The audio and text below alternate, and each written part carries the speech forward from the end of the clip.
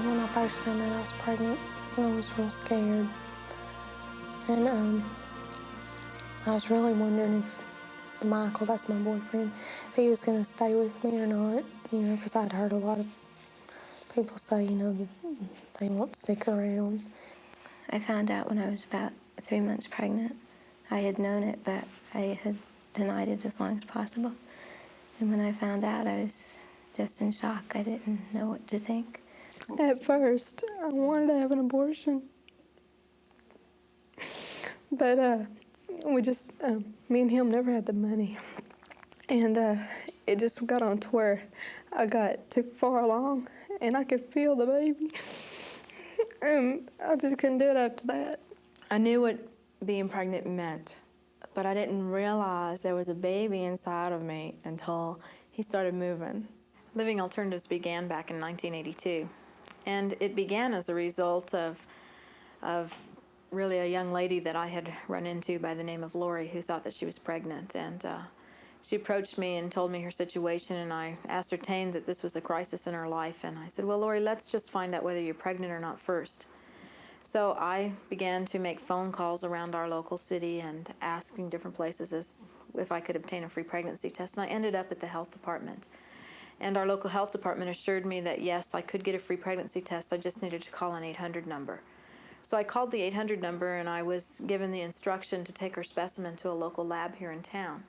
So I did that, and in following through that, I asked them, do I come back here and get the results of this test? And they told me no, I needed to phone back the 800 number later on in the afternoon. So later on in the afternoon, I made the telephone call back to the same number that I'd called in the morning. And a lady, a very nice lady on the other end of the phone, answered and said, is this good news or bad news?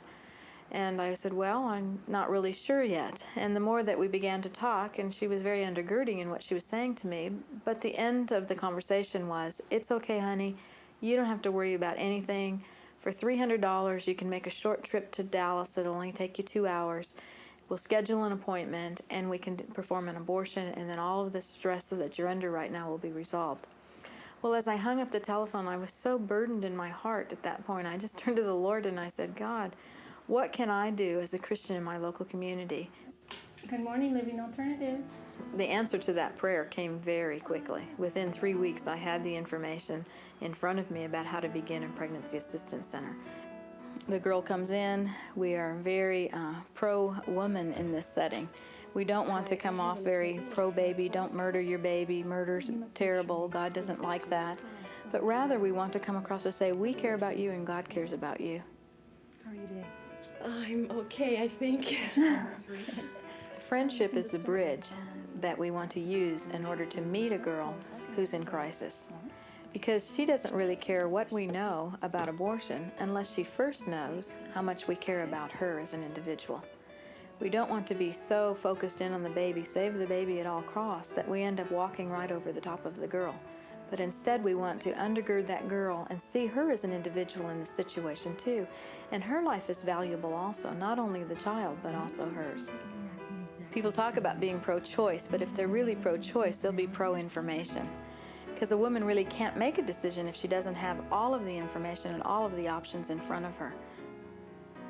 Oftentimes when a girl comes to the pregnancy testing center, the main question that's on her mind is, am I pregnant?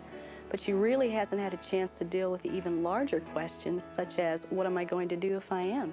How will I tell my parents? How will I tell my boyfriend? Will he leave me? Should I single parent? Should I adopt? Even considerations of maybe even getting married when she's not even in love. So that gives us an opportunity to then reach in and support her with our friendship and really try to develop and establish some sort of relationship with that girl and help her to walk through that crisis time in her life. I told my mom, and I couldn't tell my dad because I'm real close to my dad. And so my mom told him. And it was real hard because he didn't talk to me for a while.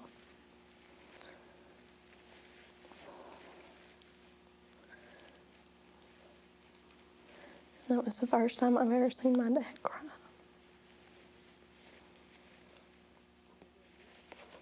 The emotional pressures are enormous that a woman finds herself under. And they're very different for different women. but they are still enormous. Whether you're talking about a 16-year-old who has high school and all of those things and her hopes and dreams and plans, or whether you're talking about a professional woman who's 25 and has a career in front of her. But it's those emotional pressures that we need to get in and to deal with and to help her and to support her and undergird her so she can walk through those emotional times.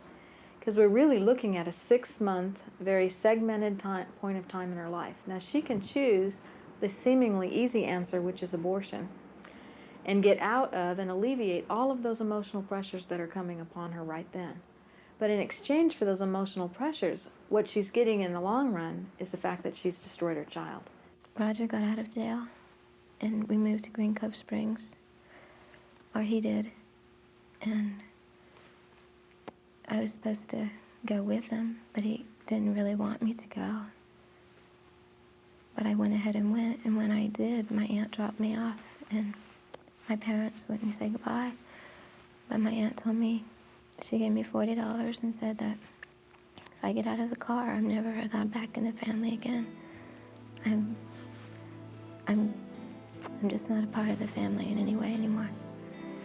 And at that point, I didn't care because I just wanted to be with Roger. He would never talk to me or never say anything. He didn't want to be a father. It was about the 4th day. And he came in and I told him that we had to talk. I needed to talk to him.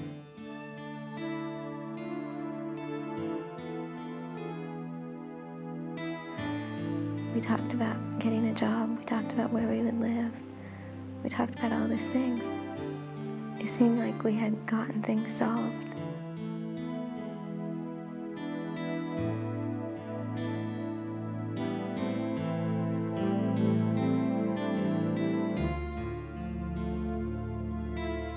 And the next morning, he said that he would be back at 12 o'clock, and he never came back. He just left. And he never came back. I hadn't eaten in 5 days. I had nothing to eat. And where we were staying was a dump. It was bug infested. It was very dirty. I didn't know where to go. At that point, I didn't care if I died.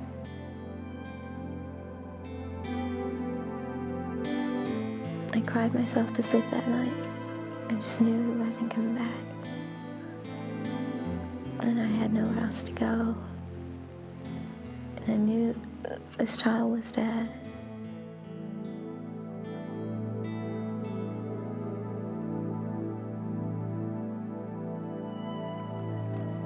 My family didn't want me.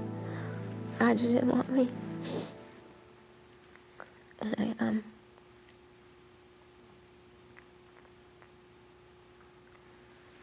so I called my parents,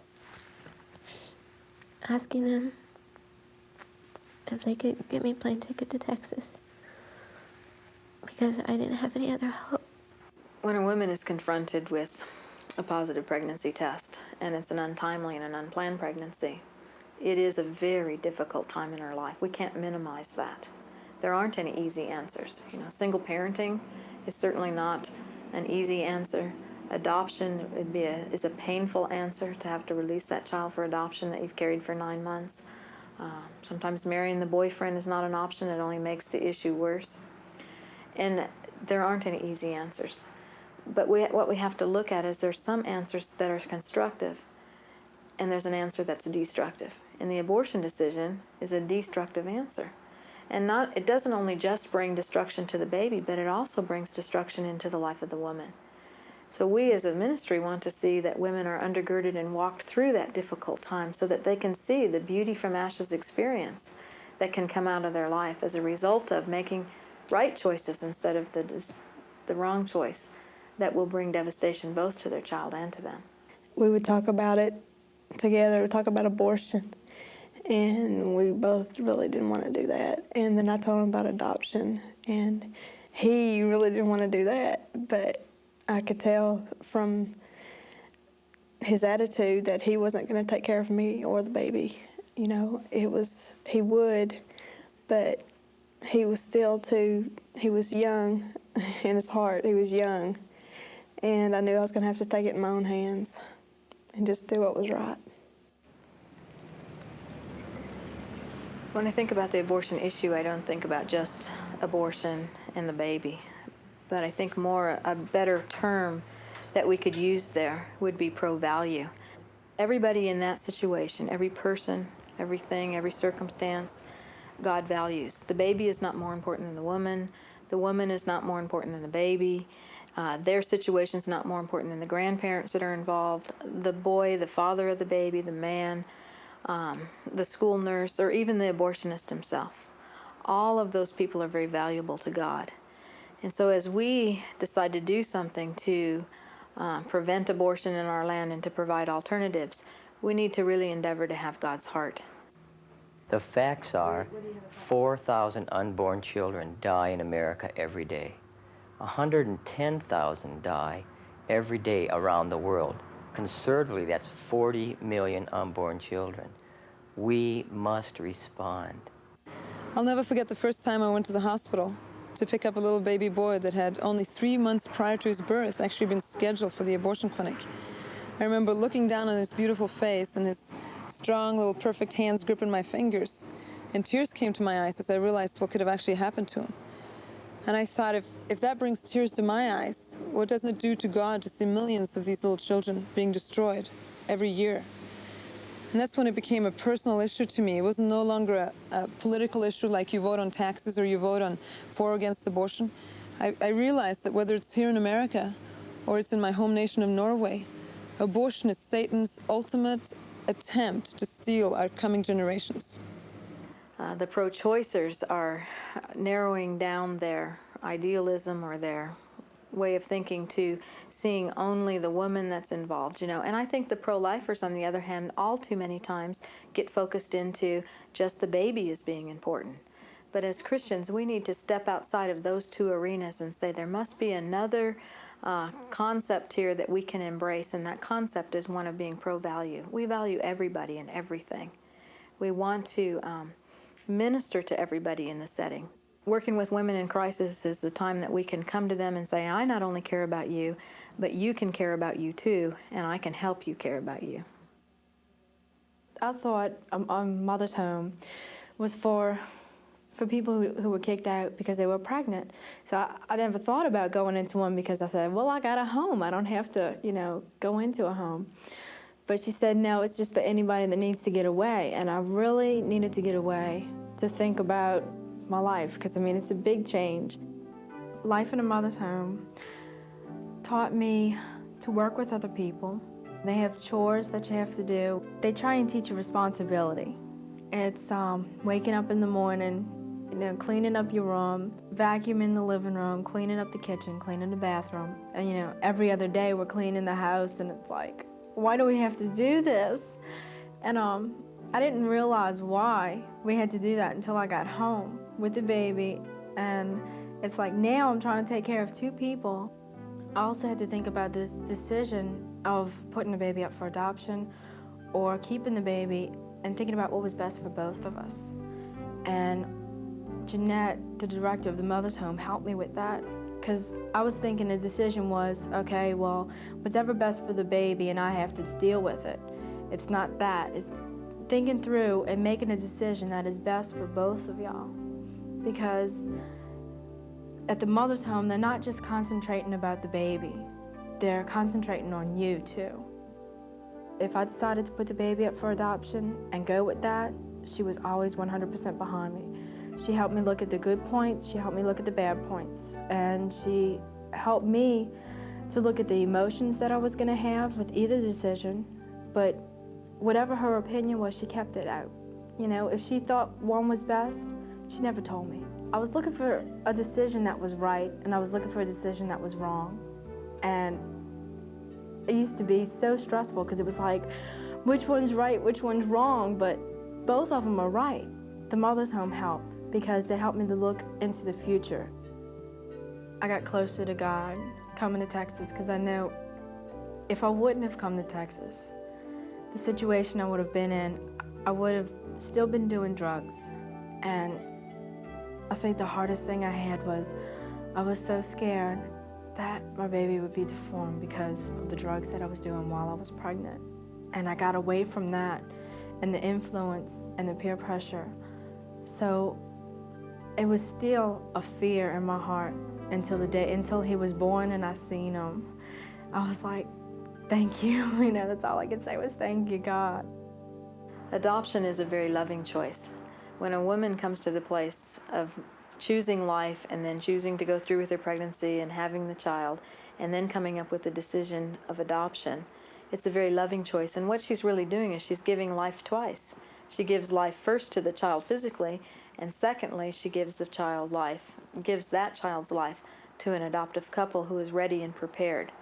The difficulty in adoption is that for too long, traditionally, we've looked at adoption as the woman is releasing the baby or giving the baby away because she doesn't want the child, or because it's a burden, or because it's a very, she wants to live her own life.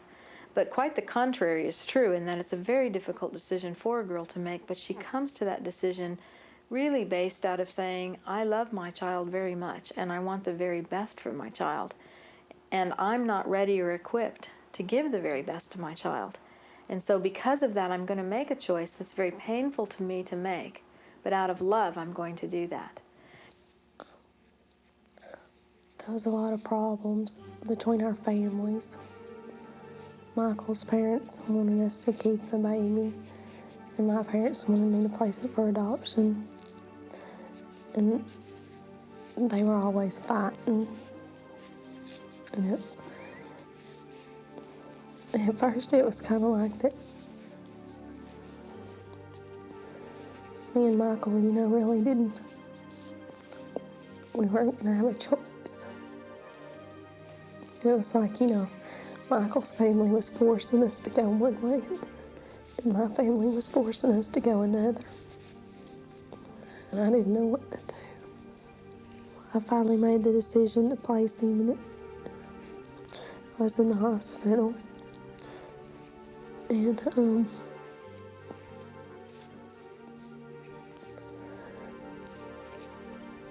I just finally decided, even though it was going to be real hard, that's what I had to do.